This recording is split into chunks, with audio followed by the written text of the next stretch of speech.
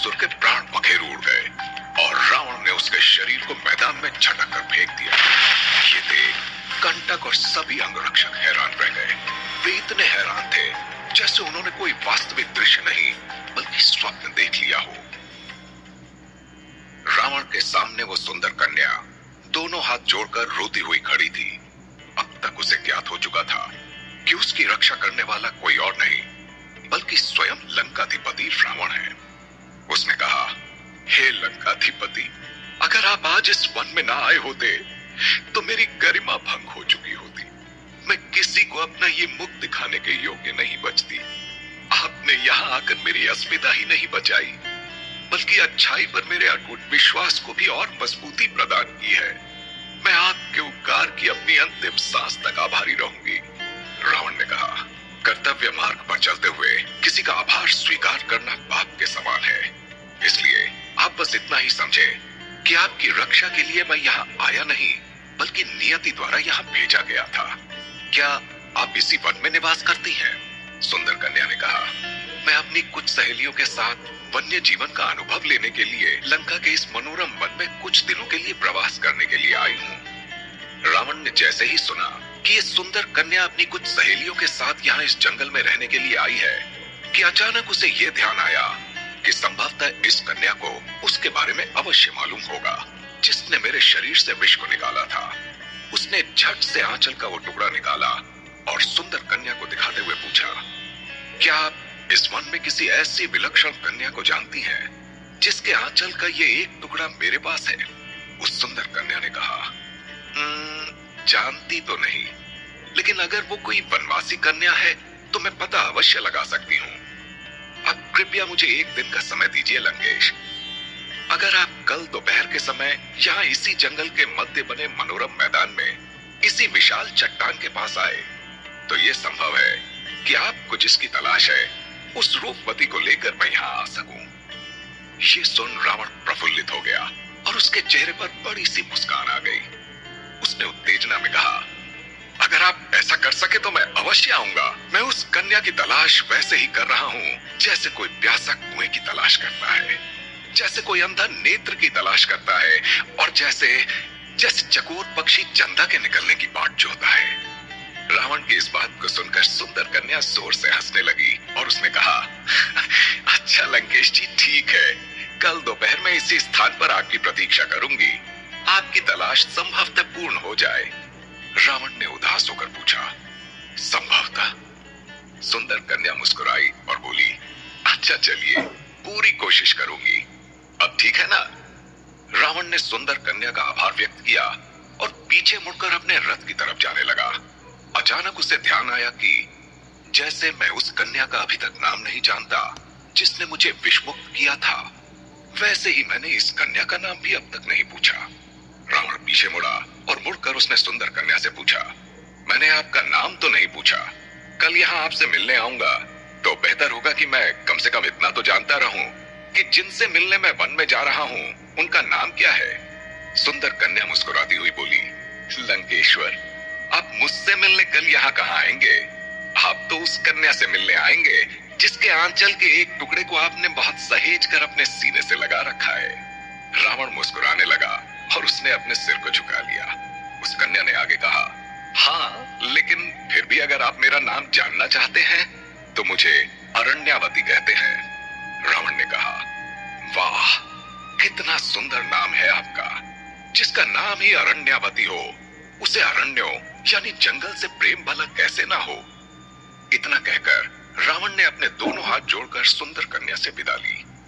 जैसे ही रावण पीछे मुड़ा, उसने देखा कि वृक्षों के पीछे से एक एक करके उसके सारे अंगरक्षक और कंटक बाहर आ रहे हैं। रावण ने कहा, अरे, रथ को छोड़कर तुम लोग भी घने जंगल में मेरे पीछे आ गए। क्या तुम्हें इस बात का विश्वास नहीं था कि किसी भी आने वाले संकट का मुकाबला मैं स्वयं कर पाने में समर्थ होऊंगा? कंटक ने कहा, नहीं महाराज, अविश्वास का तो कोई प्रश्न ही नहीं उठता, परंतु हम सबका ये कर्तव्य है कि इस वन में आपके चारों ओर हम एक सुरक्षा कवच बनाकर रखें। आपने देखा नहीं क्या, आवश्यकता नहीं पड़ने पर हम सब बीच में आए भी नहीं।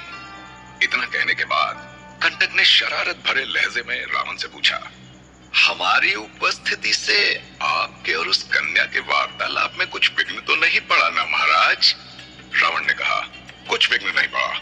चलो अब हमें चलना होगा, जल्दी से हम अपने रथ की ओर चलते हैं।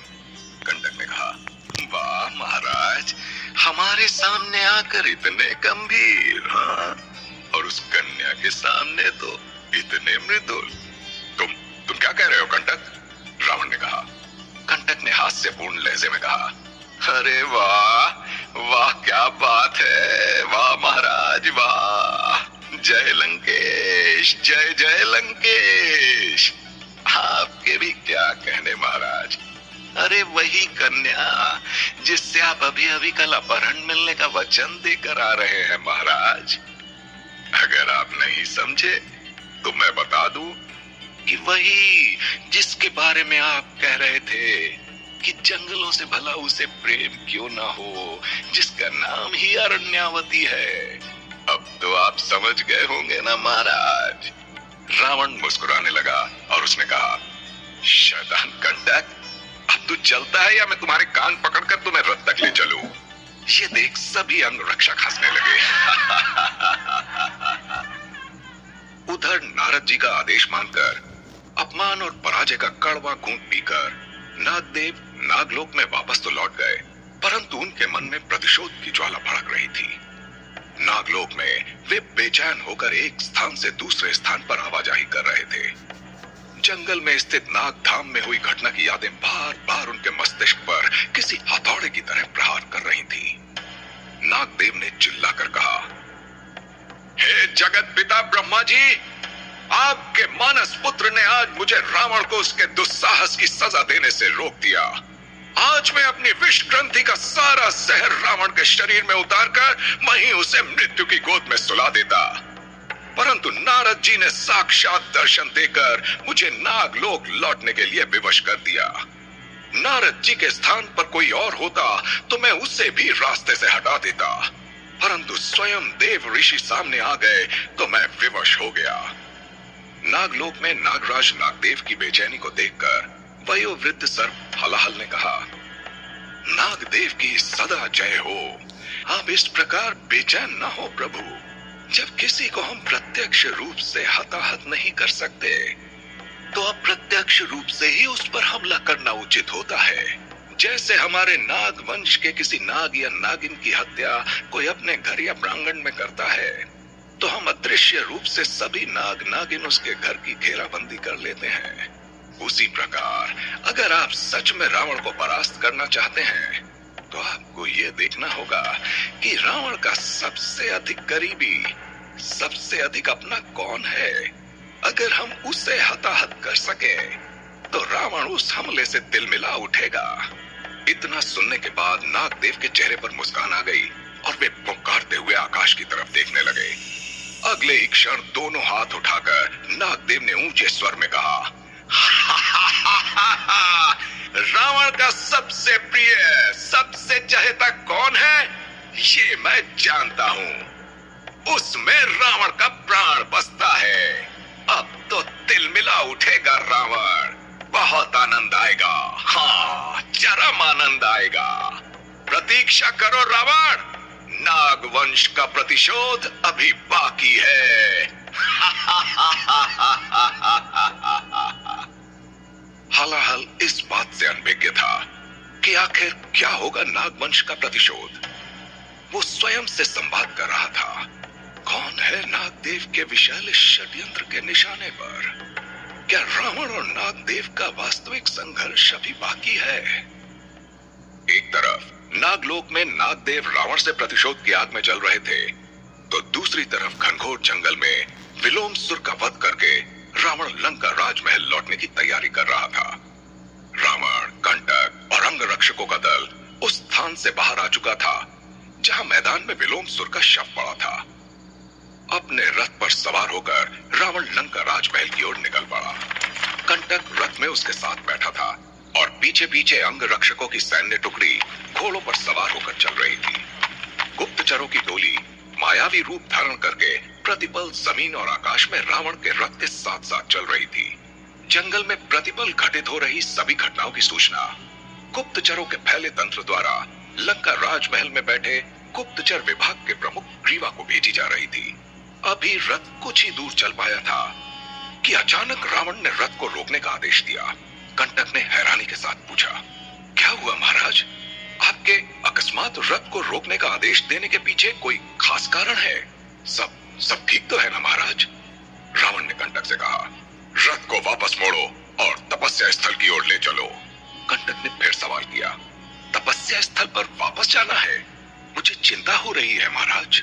सर्पदंश के कारण अभी भी आपका दाहिना पांव चोटिल है और आप पुनः तपस्या स्थल वो नागों के गढ़ में वापस जाने के लिए कह रहे हैं। कृपया साफ साफ बताइए लंकेश, अभी अभी तो हम वहां से आए हैं। क्या आप उस स्थान पर कुछ भूल गए हैं महाराज?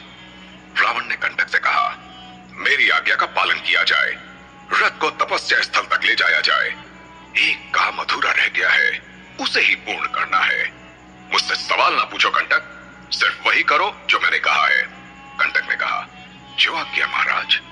रावण की आज्ञा का पालन करते हुए कंटक ने सारथियों से रथ को वापस पीछे मोड़ने के लिए कहा। रथ जंगल में तपस्या स्थल की ओर अग्रसर हो चुका था। सारे अंगरक्षक रथ के पीछे पीछे चलने लगे। कंटक ने देखा कि तपस्या स्थल पर जाकर रावण ने एक स्थान पर समाधि लगा ली। उसने अपनी आंखें बंद करके ध्यान करना आरंभ कर दिया। कंटक हैरानी के साथ ये दृश्य देख रहा था। उसने स्वयं से संवाद करना आरंभ कर दिया। अब ईश्वर जाने क्या मन में आया है कि राजभवन लौटने के बजाय वापस इस स्थान पर आकर ध्यान में लीन हो गए। बहुत देर तक रावण ध्यान मुद्रा में तपस्या स्थल पर बैठा रहा। उधर राजमहल में रात्रि के इस पहर में गुप्तचर विभाग का प्रमुख ग्रीवा प्रधान सेनापति मलय के पास गया। उसने मलय से कहा, अभी अभी आसमान में चील रूप धारण कर विचरण करने वाले गुप्तचरों ने देखा है कि महाराज लंकेश्वर अपने रथ को वापस विपरीत दिशा में मोड़कर पुनः तपस्या स्थल पर जा पहुंचे हैं। मलय ने पूछा, कोई और सूचना है कि आखिर महाराज ने ऐसा क्यों किया? क्या वहां पुनः किसी शत्रु से युद्ध की संभावना है? ग्रीवा ने कहा, नहीं, कोई युद्ध नहीं, वहां पहुंचकर महाराज ध्यान में लीन हो गए हैं। मलय ने कहा, ओह, ध्यान। ऐसी चोटिल और थकावट से भरी अवस्था में पुनः तपस्या स्थल लौटकर ध्यान। अब ये सब तो लंकेश की माया है। न जाने उस महाज्ञानी के मन में क्या चल रहा होगा। कुछ भी हो सकता है इसमें, किसी का कल्याण भी हो सकता है या किसी का विनाश भी। जंगल में कंटक हैरान होकर लगातार रावण की तरफ देख रहा था। उसने देखा कि कुछ देर ध्यान मुद्रा में रहने के बाद रावण का शरीर तेज रोशनी से चमकने लगा। रात के अंधेरे में चमकते रावण के शरीर को देखकर पहले तो उसे यह लगा कि हजारों जुगनू एक साथ ध्यानमग्न रावण के ऊपर जा बैठी हैं। थोड़ी ही देर में उसने ये समझ लिया कि रावण के शरीर से निकलने वाली आभा जुगनुओं की वजह से नहीं, बल्कि रावण के ओज की वजह से थी। धीरे धीरे ये रोशनी तेज होती जा रही थी। अब ये ओजस्वी रोशनी सूर्य की किरणों की तरह रावण के शरीर से बाहर फूटने लगी, मानो सूर्योदय हो रहा हो। और ये रोशनी इतनी तेज थी कि कंटक की आंखें चौंधिया गई थी।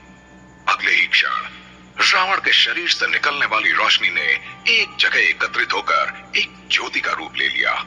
कंटक तब अत्यधिक हैरान हो गया जब उसने देखा कि दिव्य प्रकाश को बिखेरती यह ज्योति रावण के शरीर को छोड़ने लगी थी। लंकेश का प्रकाशित शरीर अब अंधकारमय हो रहा था। कंटक हैरानी में खुद से कहता है, महाराज ये कौन सी लीला कर रहे हैं? शरीर से निकली इस ज्योति का क्या मतलब है? इस तरह तो महात्मा जन समाधि लेते हैं या अपना शरीर त्यागते हैं। क्या महाराज रावण भी? सोचते हुए कंटक आश्चर्य से रावण को देख रहा था।